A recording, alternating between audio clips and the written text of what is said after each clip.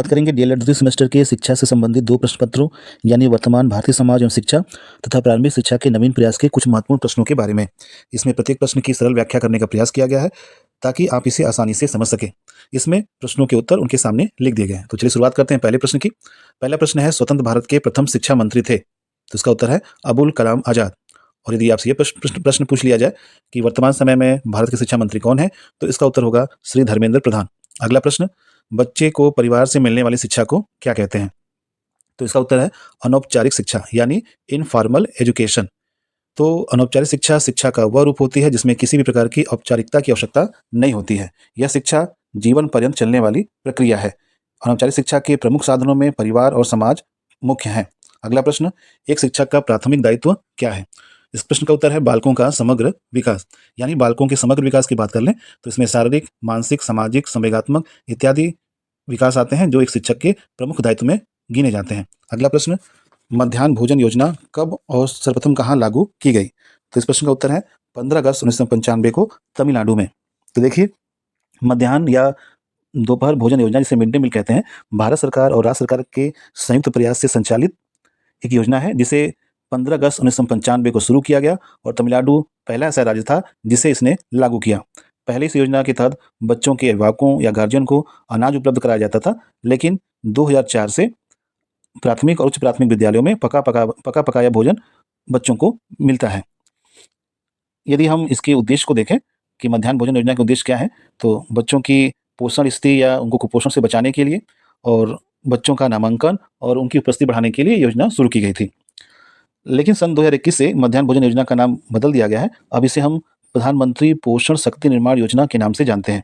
पहले इसमें कक्षा 1 से लेकर 8 तक के बच्चों को भोजन उपलब्ध कराया जाता था, लेकिन अब प्री प्राइमरी यानी बाल वाटिका के बच्चों को भी इसमें शामिल किया गया है। अगला प्रश्न, शिक्षण के प्रमुख चर कौन कौन से हैं? तो देखिए, इस प्रश्न का उत्तर है शिक्षक, शिक्षार्थी और पाठ्यक्रम। यानी शिक्षा और शिक्षण में 3 चर या 3 ध्रुव होते हैं। शिक्षक होता है, शिक्षार्थी होता है और पाठ्यक्रम होता है, और इन तीनों के बीच ही शिक्षण की प्रक्रिया जो है वो संपादित की जाती है। यानी यदि हम जॉन डीवी के अनुसार देखें तो जॉन डीवी अमेरिका के एक दर्शन शास्त्री थे या शिक्षा शास्त्री थे, जिन्होंने ये कहा है कि शिक्षण प्रक्रिया में 3 ध्रुव होते हैं, और इन 3 ध्रुवों की चर्चा उन्होंने शिक्षक, शिक्षार्थी और पाठ्यक्रम के रूप में की है। अगला प्रश्न, शिक्षण प्रक्रिया में स्वतंत्र चर कौन होता है? तो देखिए, जो 3 चर हैं शिक्षक, शिक्षार्थी और पाठ्यक्रम, उनके अलग अलग कॉन्सेप्ट हैं, जिसमें शिक्षक को स्वतंत्र चर कहा गया है, शिक्षार्थी को आश्रित चर कहा गया है और पाठ्यक्रम को मध्यस्थ चर कहा गया है। शिक्षक को स्वतंत्र चर कहने का तात्पर्य यह है कि शिक्षक अपनी इच्छा से अपने अनुसार शिक्षण विधि को, अपने विषय को में परिवर्तन ला सकता है।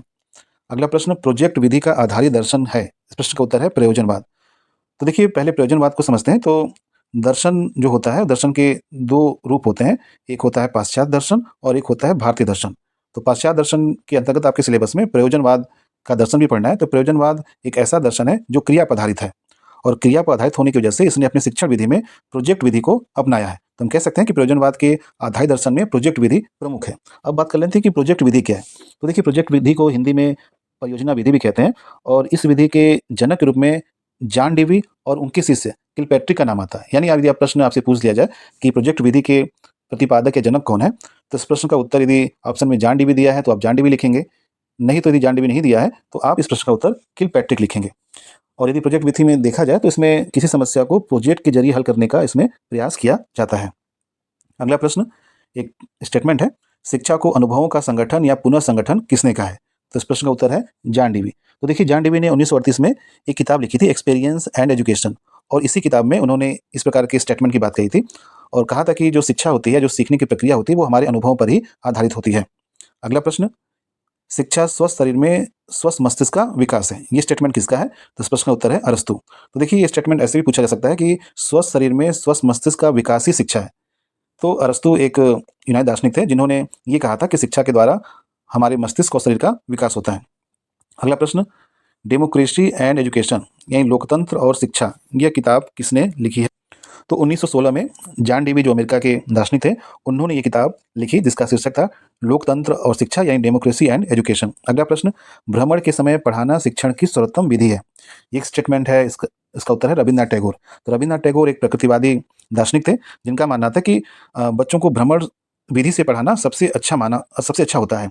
यदि हम भ्रमण विधि के बारे में बात कर लें, तो भ्रमण विधि या जिसको हम पर्यटन विधि कहते हैं, शिक्षण का एक तरीका है, जिससे जिसमें बच्चों को कक्षा से बाहर ले जाकर उन्हें प्रत्यक्ष अनुभव कराया जाता है। इससे उन्हें व्यावहारिक ज्ञान मिलता है।